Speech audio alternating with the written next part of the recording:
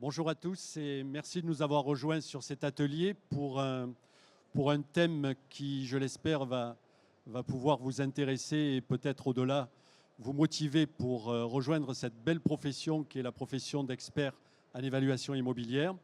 Alors traditionnellement, on va commencer par une petite présentation. Je suis Gérard Fons, je préside le Collège des experts évaluateurs du SNPI, Syndicat national des professionnels immobiliers, depuis de nombreuses années. Et accessoirement, donc, je participe à un comité qui s'appelle le comité d'application de la charte de l'expertise. J'aurai l'occasion de revenir sur cette charte.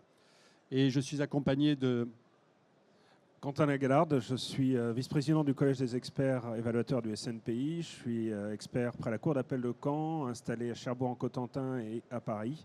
Et je participe à l'European Valuation Standard Board de Tegova, dont on vous parlera aussi dans quelques instants. Mais maintenant, place à la présentation de l'activité. Alors pourquoi et comment devenir expert en évaluation immobilière? Par facilité, à partir de maintenant, nous allons peut-être dire expert immobilier, mais le terme exact, c'est bien expert en évaluation immobilière. Alors, vous êtes peut-être certains d'entre vous déjà des professionnels de l'immobilier ou vous êtes en recherche d'une activité. Donc, dans les deux cas, vous allez voir qu'il y a un fort intérêt à vous intéresser à cette activité. Déjà, pour ceux qui voudraient faire de l'expertise, anticiper sur une possible évolution réglementaire. Aujourd'hui, l'expertise en évaluation est une activité non réglementée en France. Ça sous-entend que vous êtes, dans l'absolu, déjà tous en capacité de vous lever demain matin en disant « je suis expert immobilier ». Ça, c'est la théorie. Dans la pratique, c'est un peu plus compliqué que ça. Je dis souvent, on peut aussi sauter d'un avion sans parachute, mais c'est simplement dangereux.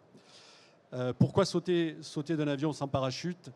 À savoir donc faire de l'expertise sans avoir une responsabilité civile professionnelle adaptée, eh bien c'est assez suicidaire parce que nous sommes des activités plutôt contrôlées et contrôlables et donc il va falloir donc vous prémunir à ce niveau-là et surtout faire cette activité avec beaucoup de sérieux et beaucoup d'application. L'activité d'expertise est réglementée malgré tout d'une façon auto-réglementée.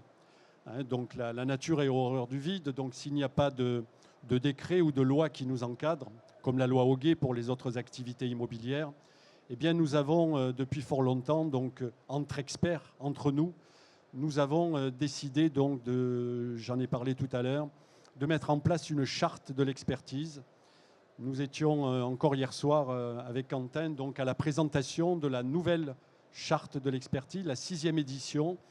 Pour la petite histoire, vous retrouvez donc cette charte en ligne aujourd'hui, elle est dématérialisée et vous allez pouvoir la retrouver sur le site du comité d'application de la charte de l'expertise.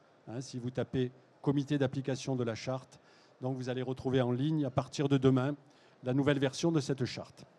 Cette charte, elle prévoit, entre autres, une formation obligatoire des experts à raison de 20 heures de formation par an.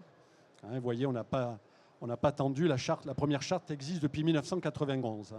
On n'a pas attendu Madame Duflot et la loi Allure pour mettre en place une formation obligatoire. Dès 1991, donc, on avait prévu que les experts devaient se former annuellement de façon à rester au contact des réalités de leur activité et notamment des nouvelles règles juridiques qui nous assaillent chaque année. Alors pourquoi faire de l'expertise, notamment quand vous êtes déjà professionnel de l'immobilier? Eh bien déjà pour répondre à d'autres missions que celles de transaction, celles de gestion de biens, de syndic de copropriété. Vous êtes peut-être déjà, quand vous êtes professionnel de l'immobilier, régulièrement appelé pour faire ce qu'on appelle des avis de valeur, que très souvent, j'imagine, vous offrez, puisque c'est un petit peu le deal qui est passé entre le client. Je vous appelle, vous évaluez mon bien et je vous donnerai peut-être le bien à la vente. J'ai rajouté peut-être, vous avez vu, parce que très souvent, très souvent, c'est, je dirais, quelque chose qui est tronqué et les gens vous utilisent gratuitement pour évaluer leurs biens et puis après, vous allez retrouver le bien sur les plateformes traditionnelles, mais ils vous ont juste oublié entre-temps. Et puis, attention, parce que cet avis de valeur, souvent vous y mettez, quand vous en faites, vous y mettez 2 lignes à la fin en disant que vous n'engagez pas votre responsabilité. Eh bien, vous vous trompez parce que malgré tout, même malgré cette mention, votre responsabilité est engagée. Et chaque année, encore l'an dernier et encore en cours d'année 2025, on a vu des professionnels de l'immobilier qui étaient effectivement condamnés pour des avis de valeur mal ficelés, je dirais. Donc, en tout cas, peut-être de complaisance parfois. Je parlais de nouvelles missions auxquelles vous allez pouvoir répondre. Eh bien, quand vous êtes appelé pour une mise en vente, effectivement, vous y trouvez votre intérêt. Par contre, si on vous appelle pour une déclaration de succession, pour une donation-partage, pour une liquidation de communauté, pour ne pas dire divorce, eh bien, dans ces cas-là, vous n'avez normalement rien à espérer. Et ça va être intéressant quand même à ce moment-là de faire valoir votre qualité d'expert en évaluation immobilière, puisque pour le coup, vous allez faire un travail sérieux et qui va correspondre à la demande de vos clients, à la demande souvent du notaire qui a demandé donc, que le client lui ramène une évaluation digne de ce nom. Mais vous allez, et c'est le plus important, vous allez vous faire rémunérer pour cette activité. Et on en parlera tout à l'heure, rémunérer de façon tout à fait sérieuse. D'autres missions également qui peuvent vous être demandées, puisque là on a parlé surtout du monde des particuliers, mais bien sûr il y a tout le monde des entreprises et des commerçants. Eh bien, quand un commerçant doit faire réévaluer son bail, donc le montant de son loyer, eh bien c'est quand même intéressant de pouvoir s'appuyer sur quelqu'un de neutre et d'objectif qui s'appelle l'expert en évaluation immobilière. Ça va lui permettre d'avoir une relation peut-être un peu plus sereine et apaisée avec son bailleur. Faire de l'évaluation immobilière, quand on est déjà un professionnel de l'immobilier, c'est aussi et surtout fidéliser ses clients. Parce que le client qui vous suit depuis des années et qui vient vous voir justement pour une déclaration de succession ou de donation, eh bien, il serait quand même désagréable de devoir l'envoyer chez un confrère, alors que peut-être vous pourriez avoir cette qualification et lui proposer directement vos services à ce sujet. Et puis, j'en ai pas encore parlé, si ce n'est très rapidement, c'est aussi et surtout une source de revenus, donc qui va venir peut-être se rajouter à vos revenus actuels et qui ne sera en tout cas généralement pas négligeable. On reviendra sur le montant qui peut être facturé pour une expertise, mais déjà vous dire qu'un expert digne de ce nom, normalement ne se déplace pas pour une mission à moins de 1 000 €. On n'est plus dans les avis de valeur à quelques centaines d'euros, voire dans la gratuité. On est bien d'accord. Vous parlez aussi de peut-être l'absence ou la quasi-absence de concurrence dans nos métiers. D'ailleurs, on a souvent tendance à dire que nous n'avons que des confrères en expertise et pas de concurrents. Ça tient au nombre d'experts en France. Je cite toujours 2 chiffres. À peu près 30 000 cartes professionnelles de la loi Hoguet et à peu près 2 500 à 3 000 experts référencés au niveau national. Vous voyez tout de suite l'écart de ces chiffres qui prouvent qu'il y a encore beaucoup de place à prendre dans le domaine de l'expertise. C'est la raison de notre atelier ce matin, pour essayer d'en convaincre le maximum d'entre vous. Non pas que nous cherchions des nouveaux concurrents, mais parce que justement nous n'avons pas de concurrents et qu'il y a des secteurs géographiques en France qui sont même pratiquement déserts à ce niveau-là. On parle souvent de l'ouest de la France, où il y a très peu d'experts. Si vous êtes originaire de ces régions, écoutez-nous avec encore plus d'acuité, puisqu'il y a vraiment des places à prendre dans cette région. Et je terminerai, parce qu'il va falloir laisser de la place pour les questions et de la place pour le comment que va traiter Quentin. Je terminerai, moi je l'avais déjà dit l'an dernier, puisque nous avions fait déjà cet atelier l'an dernier, en vous disant que l'expertise ne connaît pas la crise. Et ça me paraît un slogan que nous pouvons déclamer sans aucune difficulté, dans une période où, manifestement, l'immobilier est particulièrement troublé. Il était déjà en 2024, lorsque nous étions intervenus. Et je crois qu'en 2025, ce n'est pas mieux, ça pourrait même être pire. Et quand on voit ce qui se passe à notre Assemblée nationale, je crois que nous avons quelques soucis à avoir. Merci beaucoup Gérard. Je vais vous parler rapidement du comment devenir expert évaluateur et surtout un expert évaluateur qui va appliquer de la norme d'expertise. Puisque l'État ne régule pas le métier, il faut bien qu'on s'auto-régule. Vous trouverez sur Internet plein d'espèces de sociétés commerciales qui vendent le titre d'expert. Ce sont des sociétés commerciales. Le SNPI n'est pas une société commerciale.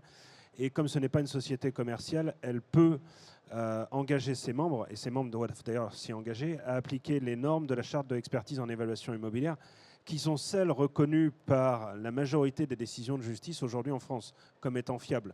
Le reste, c'est de l'expertise abracadabra.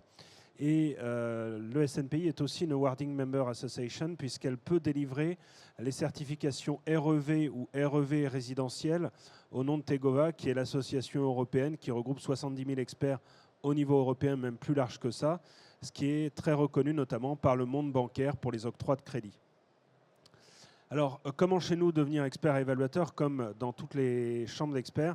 Eh bien, ça passe par une formation initiale. On va prendre des professionnels déjà en exercice de l'immobilier, des personnes qui ont déjà une connaissance, et on va les former à la technique. Parce qu'avoir de l'expérience en immobilier, ça ne suffit pas, il faut aussi formaliser ça dans une méthodologie qui commencera par une lettre de mission, puis un rapport qui sera suffisamment exhaustif, qui va répondre aux critères de la charte d'expertise ou des European Valuation Standards, qui sont quasiment les mêmes.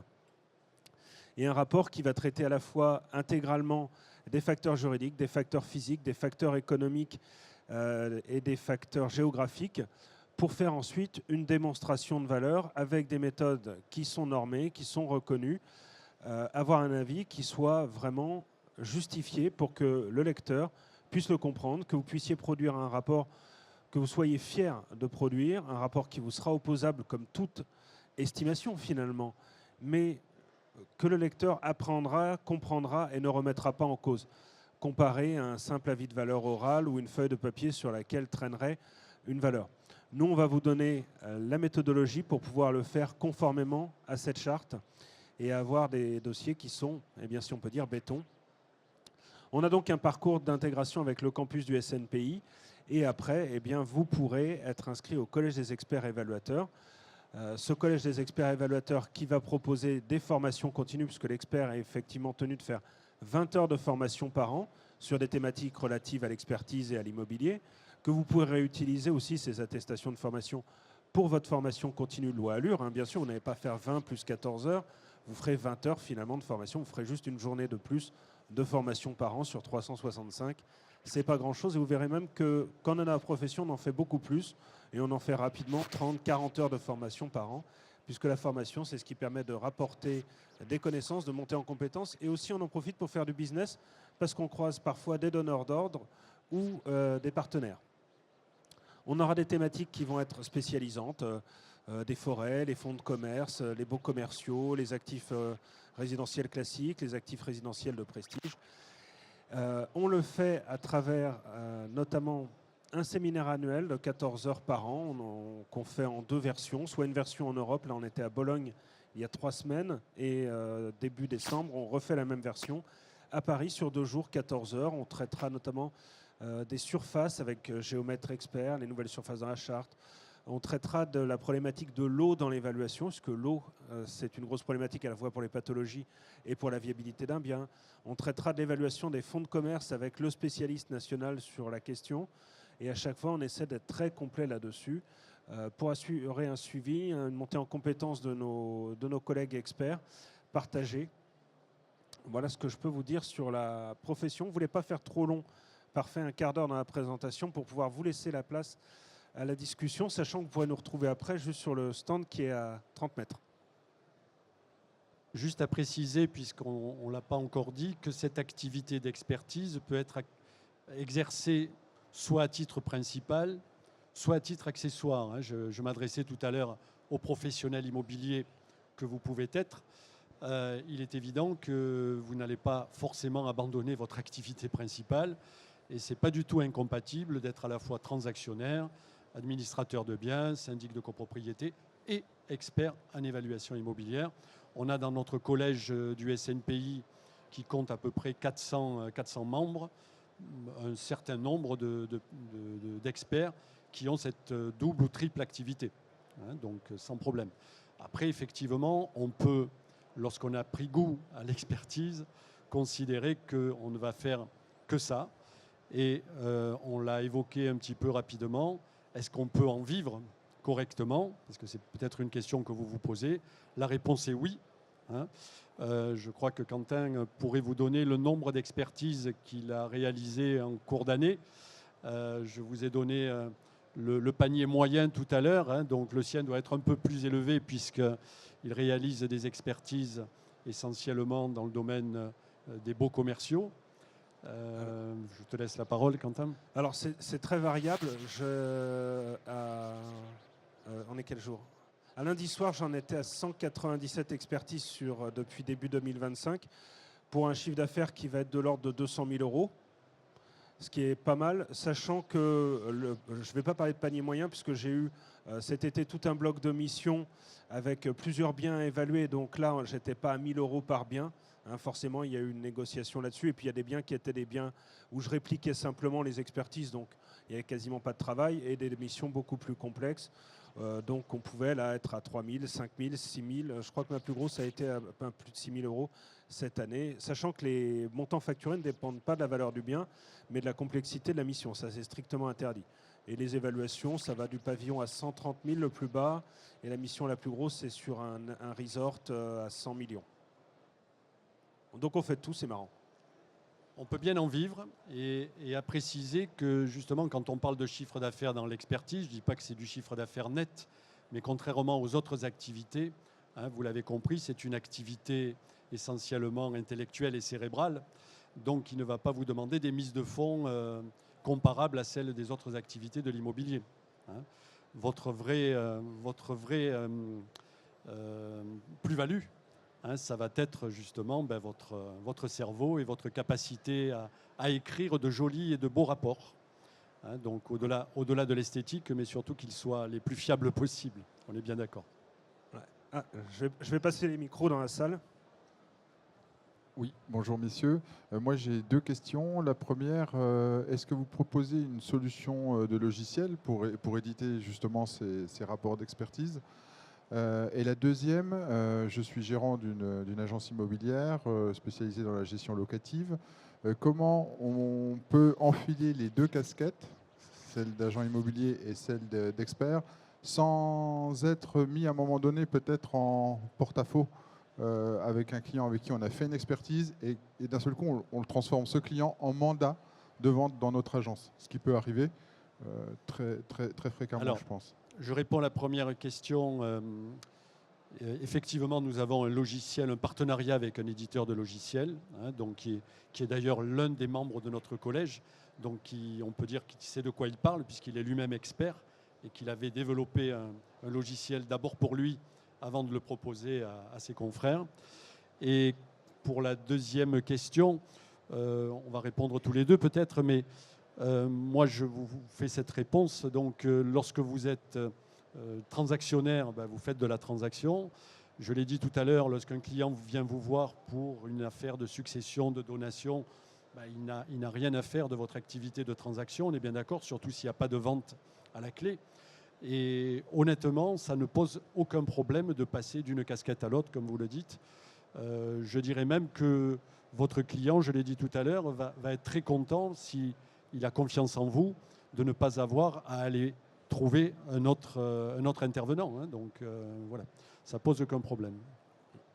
Voilà. Je compléterai simplement pour assurer cette impartialité, l'absence de conflit d'intérêts. Si quelqu'un vient vous voir en vous disant j'ai besoin d'une évaluation et que c'est pour un motif de transaction que vous pourriez être amené à proposer et là prendre un mandat, eh bien il faudra lui dire là ça va être une estimation. Par contre, si au moment de la demande d'évaluation, ça peut être une expertise parce que c'est une déclaration de succession, c'est votre casquette expert, il vient vous revoir quelques temps après pour vous dire vous avez été bien, vous avez été pro, je vous donne le mandat. le motif de l'expertise n'était pas une mise en vente, c'était pas un motif loi au guet. Donc la charte d'expertise nous donne le mode d'emploi pour éviter le conflit d'intérêts. Voilà. On parle bien là du conflit d'intérêts, hein, c'était votre question. Donc il ne peut pas y avoir, effectivement, vous ne pouvez pas faire une expertise et prendre le mandat derrière. Donc il faudra bien déterminer au départ quelle est la démarche de votre client. Bonjour, moi j'ai également 2 questions. La première, combien de formations vous faites par an? Donc ça c'est facile. Et la deuxième, de ce que j'ai vu de votre programme, en fait la formation est généraliste, c'est-à-dire que vous allez former à faire une expertise sur un bien de prestige ou autre, mais également sur des fonds de commerce. Si on ne travaille pas du tout le fonds de commerce, est-ce qu'il y a, une fois qu'on a fait la partie généraliste, est-ce qu'on peut se spécialiser dans notre activité ou est-ce qu'on est obligé de tout faire? Alors vous avez la chance d'avoir, avec Quentin Lagalarde, à la fois le vice-président du syndicat, mais aussi le formateur en chef de notre syndicat. Alors, les 3 modules de formation, le premier module, c'est la théorie générale de l'évaluation, toutes les règles du métier, puis la méthode par comparaison qu'on peut appliquer pour tout. Le deuxième module va être consacré aux méthodes, notamment financières, méthode sol plus construction, on reste dans la généralité. Troisième niveau va être davantage consacré aux baux commerciaux. Et là, j'en ai plein qui me disent « Ah oui, mais moi, je ne fais pas de bail commercial. » Et quand vous êtes expert, vous pouvez avoir une demande d'un client où ça va vous permettre d'élargir les opportunités de business. Ça reste quand même assez général sur la majorité des grands cas d'évaluation. Et on a eu la demande d'adhérents et c'est pour ça qu'on a modifié, on a élargi le spectre des formations complémentaires pour pouvoir aussi aller se spécialiser ou pour pouvoir répondre à des demandes spécifiques de clients. Donc on a un spectre qui est très large. Très peu d'experts sont spécialisés, ne font que la même chose. Finalement, on n'a pas un métier routinier, on peut tout faire. Là, j'ai du camping actuellement, j'ai du bien historique, j'ai de la valeur locative de renouvellement. Il n'y a pas un dossier pareil. Voilà, on ne l'a pas encore dit, mais l'une des qualités premières de l'expert, c'est l'humilité. C'est de savoir, à un moment donné, dire non. Là, je ne suis pas compétent, je ne sais pas faire. Mais je l'ai dit tout à l'heure, nous sommes une grande famille, ne serait-ce que dans notre propre syndicat, hein, 400 experts. Donc, vous avez sûrement, à un moment donné, sympathisé dans les formations avec un tel ou une telle. Et donc, c'est l'occasion de renvoyer la balle et de dire, moi, je ne suis pas spécialisé sur les campings, mais je connais quelqu'un. Et donc, ça ne sort pas de votre cercle commercial. Hein. Donc, c'est toujours l'intérêt de garder le client auprès de vous, quoi, très clairement. Allô, oui. Quand vous devenez expert, comment vous vous faites connaître en tant qu'expert? Vous devez prospecter ou comment ça se passe? Comment les missions viennent vers vous? Alors, vous êtes déjà professionnel de l'immobilier? Bon, donc vous avez déjà un réseau. Vous avez un réseau qui est constitué de notaires, de vos propres clients, bien sûr, de notaires, de confrères qui ne font pas ou qui n'ont aucune envie de faire de l'expertise. Et confrères et amis, hein, bien sûr, pas vos concurrents directs. Et vous avez sûrement dans votre secteur des avocats. Hein, je vais prendre juste un exemple. Si vous créez un contact avec un avocat spécialisé sur les liquidations de communautés, autrement dit divorce, vous allez voir qu'il va pouvoir vous alimenter à lui tout seul. Hein. Donc, moi, je suis toulousain, hein, donc je travaille sur la région de Toulouse. J'ai une spécialité, entre guillemets, je travaille beaucoup pour les gérants de tutelle. Vous savez que quand un tuteur prend ce qu'il appelle une nouvelle mesure, donc il doit faire évaluer le patrimoine de son protégé. Eh bien voilà des pistes hein, que je vous donne dans votre région, dans votre secteur. C'est une obligation pour eux. Hein, donc voilà. Puis moi j'aime bien les tuteurs parce que, allez, je vais faire un trait d'humour, parce que c'est eux qui ont le chéquier, mais ce n'est pas leur argent, quoi. Hein, donc voilà. Oui, bonjour. Au niveau des formations, vous parlez de 14 heures, je plutôt à vous, 14 heures pour 3 modules, donc c'est 14 heures par module ou c'est en tout? J'ai d'autres questions. Le coût de la formation. Et la dernière question, parce que j'en profite, je rebondis sur les gérants de tutelle. C'est vrai que moi, en tant qu'agent immobilier, je ne les connais pas. Alors là, pour le coup, je rejoins monsieur. Comment on peut les contacter, ces gens-là? Parce que ça passe par les tribunaux. Donc là, on n'a pas accès. La tutelle est organisée en France avec très souvent des associations de tutelle dont vous trouverez les coordonnées très facilement dans les annuaires sans aucune difficulté. Bon, je vais citer l'UDAF, par exemple, qui est nationale et qui est très connue, mais il y en a d'autres. Il y en a sûrement, sûrement des associations locales chez vous. Je ne sais pas dans quelle région vous êtes. Mais effectivement, vous en trouverez partout. Je ne pensais pas forcément aux gérants de tutelle individuels, hein, mais aux associations qui sont des gros pourvoyeurs de missions. Oui. On a l'occasion de parler de marketing et de comment développer ses missions dans les formations. Sur les formations, c'est 14 heures par module. Hein. Ça fait à peu près ça fait 42 heures. Ce qui n'est pas insuffisant. Hein. Les 42 heures, elles sont bien complètes. Hein. On ne fait pas de blabla. Le coût de la formation, je ne l'ai plus exactement en tête. Donc, pour ne pas vous dire de bêtises, je vous engage à venir sur le stand du SNPI parce que je ne m'occupe pas des inscriptions, moi, directement. Ce que j'ai juste en mémoire, c'est que le coût est largement inférieur aux prises en charge par les OPCO. Y a-t-il une dernière question? Voilà. Oui, pendant que le micro circule. Alors, 2 questions. Je les prends en même temps puisqu'il reste 3 minutes. Oui, bonjour. Alors, par rapport à l'immobilier neuf, parce qu'on parle beaucoup de l'immobilier ancien, des baux, est-ce qu'il y a des choses qui sont prévues à la SNPI en termes de formation pour l'expertise? J'entends par là tout ce qui est notice descriptive, conformité. Nous, en tant que professionnels de l'immobilier neuf, on est contraints à des notices qui sont souvent très variées, très distinctes, et c'est très compliqué souvent pour le client de s'y retrouver. Est-ce qu'il y a des formations de prévues là-dessus? Il faut qu'on vérifie si dans le catalogue des formations du syndicat, vous allez pouvoir trouver votre bonheur. Là, je vous encourage également à venir nous rendre une petite visite sur le stand du SNPI qui est tout proche. Bonjour. Tout à l'heure, vous parliez des formations, certaines qui sont très commerciales. Et je sais qu'il y a d'autres fédérations telles que la FNIM qui proposent aussi des formations avec la Chambre des experts. Et je voulais savoir quelle était la nuance entre vous, vos formations et les leurs. Le trait est très très fin, et à tel point que nous sommes, je l'ai dit tout à l'heure, plus des confrères que des concurrents. Nous étions encore hier ensemble dans un comité, je vous en ai parlé, qui s'appelle le comité d'application de la charte de l'expertise.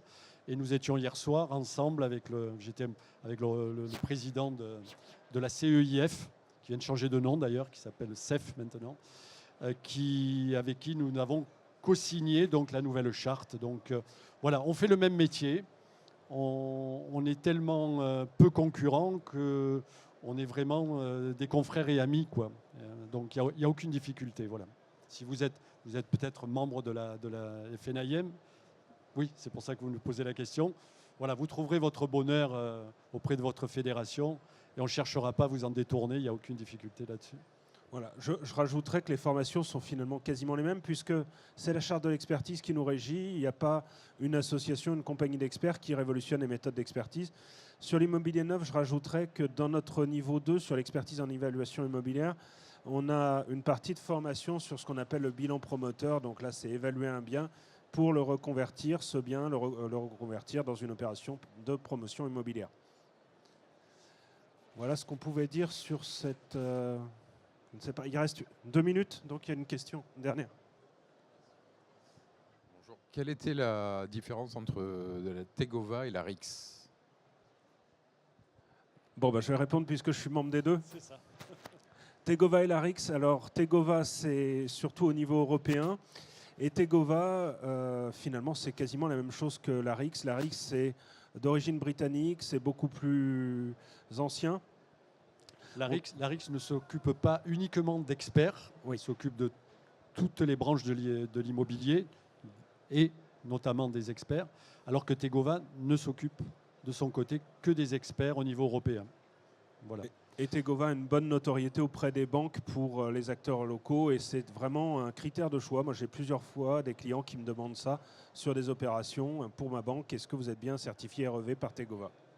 Voilà, on a de nombreux experts qui ont la double qualification. C'est le cas de Quentin, c'est le cas de nombreux experts en France, puisqu'effectivement, ces qualifications sont souvent demandées par les gros faiseurs, donc les gros donneurs d'ordre, donc que sont les banques ou autres.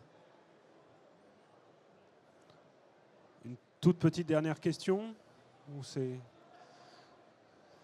Si c'est bon, on vous invite à nous retrouver sur le stand du SNPI pour pouvoir en parler un petit peu plus, pour pouvoir vous donner des renseignements. Merci à tous, Vous merci décrire de votre attention et au plaisir de vous retrouver très vite dans cette belle profession qui est l'expertise en évaluation immobilière. Merci beaucoup.